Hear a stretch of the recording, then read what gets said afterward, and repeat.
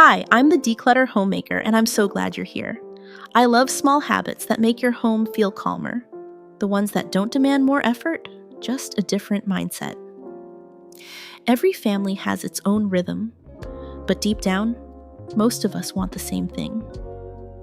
A home that doesn't overwhelm us. A space that supports our peace, not drains it.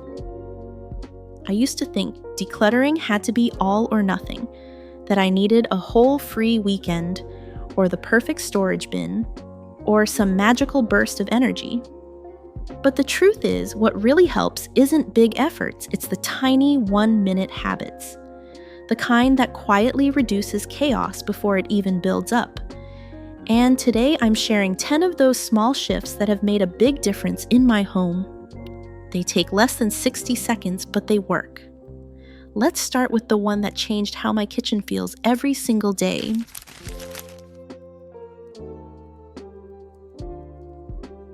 Let's start with the very first thing, and it might surprise you how much it helps. Take a look at your kitchen counter. Not the whole kitchen, just that one surface where things tend to pile up. A school flyer, an empty cup, a pack of gum, yesterday's mail, maybe even something sticky you didn't see last night. This is the kind of clutter that doesn't scream problem, but it slowly takes over your energy. And for a lot of us, it's the first thing we see in the morning, which means it sets the tone for everything else. So here's what I do. I don't wait until I'm in the mood to clean. I just look for 5 things that don't belong. Any 5. Trash out of place items, stuff I meant to deal with and forgot.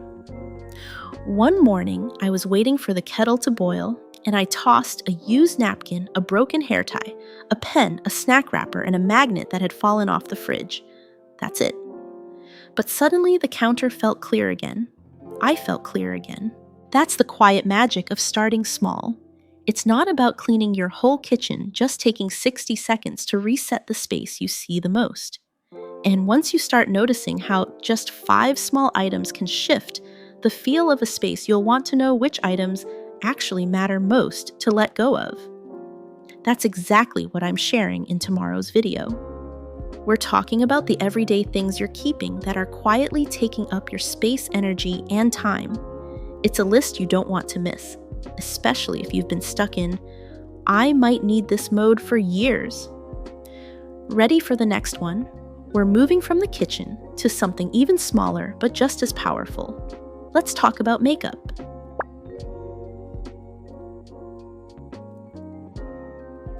Let's move into the second small shift, and this one lives right inside your morning routine, the makeup drawer. Or maybe it's a basket or a little zip-up bag under your sink. Either way, if you wear makeup, you probably have a few things in there that you haven't touched in months, but haven't thrown out either. And every time you open that space, even for a second, your brain has to scan through decisions. Is this still good? Did I ever like this color? Maybe I'll use it for travel. It adds up, and it's exhausting. The fix is simple. Choose one day this week and take exactly 1 minute. Quickly check for anything that's dried out, broken smells off, or is a color you already know doesn't feel like you anymore. You don't need to organize it. You don't need to label it. You just need to toss a few items that are clearly past their prime. I remember doing this once while brushing my teeth. I reached into my drawer and found 2 dried mascara tubes, a lip gloss that was sticky in a bad way, and a concealer that had separated in the bottle.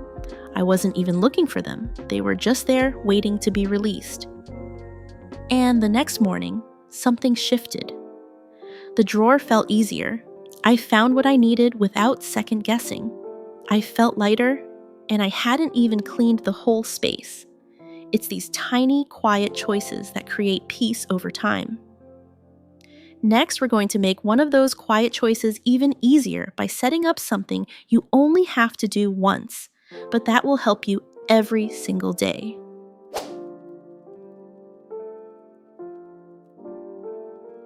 And now let's move to the third thing, and this one only takes a minute to do, but it makes every future decision easier. One reason clutter builds up is because we don't know where to put something once we realize we're done with it. You hold an old sweater, a broken toy, or a book you know you'll never read again, and instead of deciding, you just set it down somewhere else. And it stays there for days or weeks. Here's a better way. Find a basket, a bin, or even a reusable bag and give it one job to hold the things you no longer need. That's it. Tuck it somewhere easy, your closet floor, behind a door, under the stairs, next to the washer, wherever feels natural. The goal is to make letting go instant, not something you have to think hard about. Mine lives in my closet. And just this week, I dropped in a stretched out sweater, a dried up marker, and a tote bag I never reach for anymore. That whole moment took less than a minute, and yet, every time I open that door, it feels a little lighter.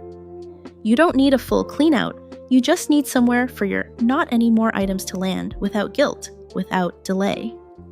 And speaking of quick decisions, let's look at what happens when you deal with paper clutter the moment it enters your home.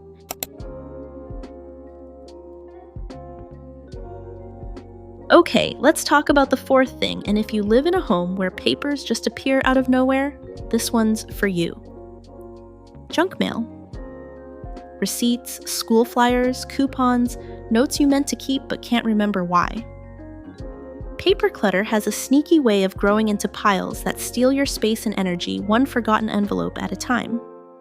But here's the thing. Most of it doesn't need more than 60 seconds of your life. The moment mail comes in, I take 1 minute to sort it. I stand near the trash can or recycling bin open. Everything quickly toss what's obviously trash and only keep what actually needs an action. 1 minute, no pile, no guilt, no, I'll deal with it later, turning into a week's worth of paper stress. Last Tuesday, I got home with a stack of mail. I opened it while my bag was still on my shoulder. 2 were ads, 1 was a catalog. Gone. The rest took less than a minute to sort. By the time I put my keys down, the counter was still clear. This one habit saves you from the mental clutter of things left undone. It keeps your home from becoming a holding space for decisions you haven't made yet. And now that we're clearing things as they come in, let's talk about what happens when something new enters your home. But the old thing it replaced never left.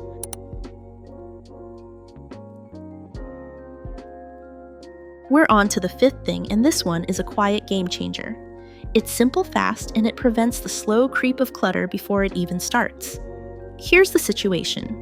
You buy a new pair of shoes, but the old pair is still in the closet. A new spatula comes in, but the cracked one stays in the drawer. A new candle, a new pair of jeans, a new set of towels, but the ones they're meant to replace are still sitting somewhere, taking up space. Over time, things layer. They double up. You're not hoarding, you're just keeping for now. But for now can quietly become forever, and suddenly every drawer and shelf feels full, even though you're constantly trying to stay organized. That's why I use what I call the 1 minute swap. Every time something new comes into the house, anything at all, I pause for 60 seconds and ask, what is this replacing? Then, I go find that older item and either toss it, donate it, or put it in my declutter bin. Done. When I brought home a new pair of summer sandals last year, the instinct was to just slide them into the shoe rack and move on. But I made myself stop and look at what they were replacing. The old pair had cracked soles and straps that rubbed my heel raw. They weren't worth saving just in case. So I threw them away right then.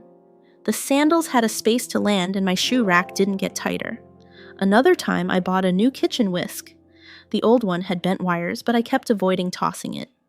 That day I did the swap. 1 minute, one decision. And now every time I grab a whisk, it's the one that actually works. The magic in this habit is that it makes letting go a normal part of receiving.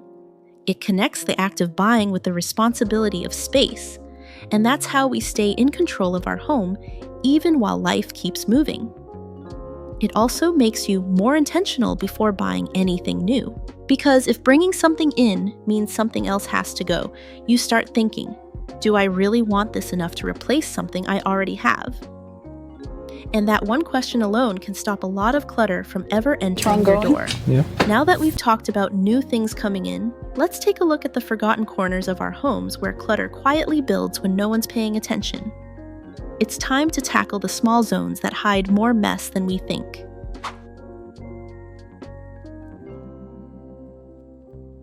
Up next, we have the sixth thing, and this one is perfect for days when your energy is low, but you still want to feel like you've done something.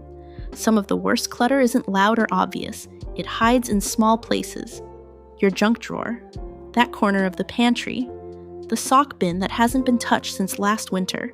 It's the kind of clutter that doesn't look messy until you need something, and suddenly, you're digging through layers of maybe one-day items. Instead of waiting for a full-day project, I pick one micro zone. And I mean micro. One drawer, one shelf, one basket. I set a timer for 1 minute and remove anything that's expired, broken, never used, or just in the way. I did this just last week with the drawer in our hallway table.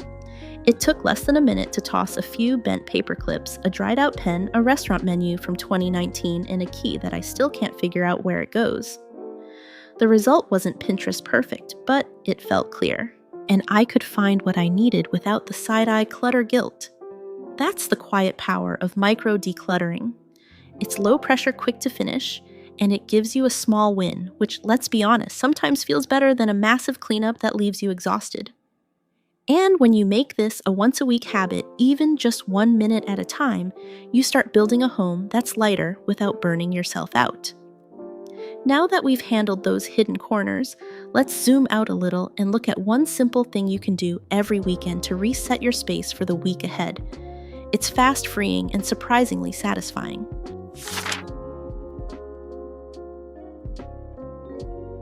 Here's where we get to the seventh thing, and this one has become my favorite way to reset the house before a new week begins.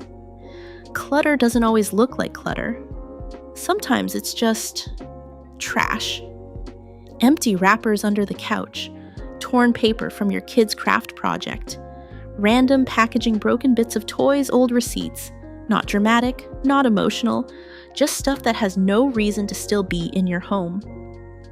So every weekend, usually on Sunday evening, I grab a trash bag and do a 1-minute walkthrough. I focus on the high clutter zones, the car, the kids' room, the kitchen junk drawer, the side pockets of the couch. It doesn't sound like much, but you'd be shocked how many little things disappear in those 60 seconds. I've pulled out broken crayons, half-used sticker sheets, crumpled gift bags, stale snacks and receipts from stores I don't even shop at anymore. One weekend, I did it while waiting for the oven to preheat. That was it. 1 minute, one bag. But afterward, the living room just felt clearer. Not cleaner in the traditional sense, just more breathable. Less noise. The power here is momentum. You remind yourself that you can make progress without needing energy, a free afternoon, or a perfect plan. And now that we've cleared away the junk we don't even need to think about, let's go a little deeper. The next thing is about things that are harder to let go of, not because they're useful, but because they carry emotion.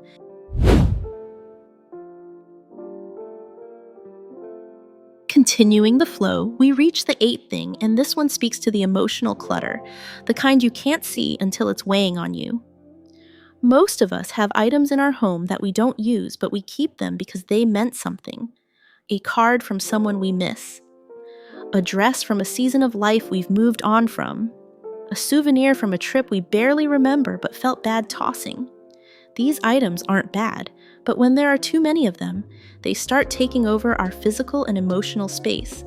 And we don't even realize how much they're draining us until we let some go. So here's what I do. I don't force myself to get rid of everything sentimental. I just choose one to keep. One letter, one photo, one object that holds the essence of that memory, and then I gently let the rest go. It can take less than a minute to make that decision. I've done it while wiping down a shelf. I'll see a stack of birthday cards flip through and keep the one that truly makes me smile, the one with the handwriting I want to remember. The others I think quietly and release. This isn't about throwing away your past, it's about honoring it and also making room for who you're becoming. And now, let's go to the next thing.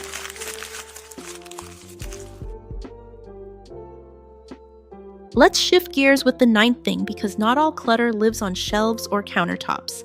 Some of it sits right in your hand. Your phone, or more specifically, your home screen. It might seem harmless, but those endless rows of unused apps, random screenshots, and red notification dots, they quietly add to your mental load every single day. Even if you don't notice it, your brain does. Every time you open your phone, it has to scan past things you're not using, and that adds a layer of tension you don't need. You don't have to do a full digital detox. Just take 1 minute maybe while waiting in line, stirring a pot, or sitting in the car and clear 5 things. 5 apps you haven't opened in months. 5 screenshots you no longer need. 5 photos that didn't turn out but somehow stayed. I did this last week while waiting for my son at school. I deleted 2 expired coupon apps, a video I meant to send but didn't, and 3 photos of a blurry dinner. It took maybe 45 seconds, but the moment I looked at my home screen afterward, I actually sighed out loud. It felt calmer, like my phone was mine again, not just another space I had to manage. It's amazing how quickly mental clarity comes when you clear just a bit of digital noise. And now let's move into our final thing.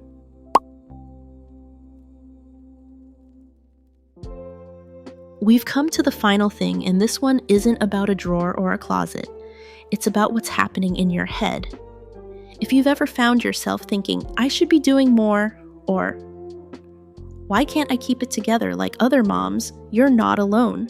I used to think that too, and it led me into a constant loop of organizing, refolding, tweaking systems, and still feeling behind. The truth is, chasing perfection will keep your home in a cycle of never enough.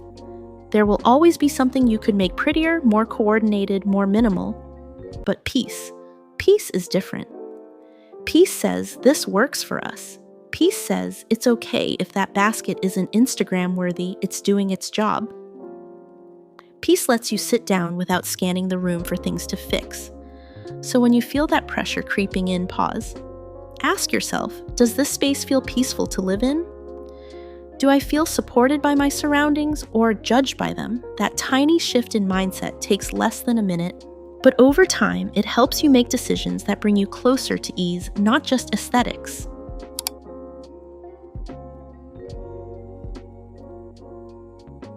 So those were 10 simple ways to tidy up and stay on top of clutter even when you only have a minute to spare. None of them require a full clean out, just a small moment of awareness in the middle of real life. And maybe you won't use all of them, but if even one habit here helped you feel a bit more in control, that's already a win. Because the truth is, your home doesn't need perfection. It just needs you showing up in tiny ways that feel doable. That's how calm begins. Now, if this video gave you a little clarity, just wait for what's coming tomorrow. I'm sharing a peek inside the everyday things I've actually let go of, the kinds we all keep just in case, and what finally made me say, I don't need this anymore. If you've ever stood in front of a drawer or a shelf and thought, where do I even begin? That's the one video you won't want to miss. And if this one helped, feel free to share, or subscribe. So next time you're right here when it's time to let more go for good.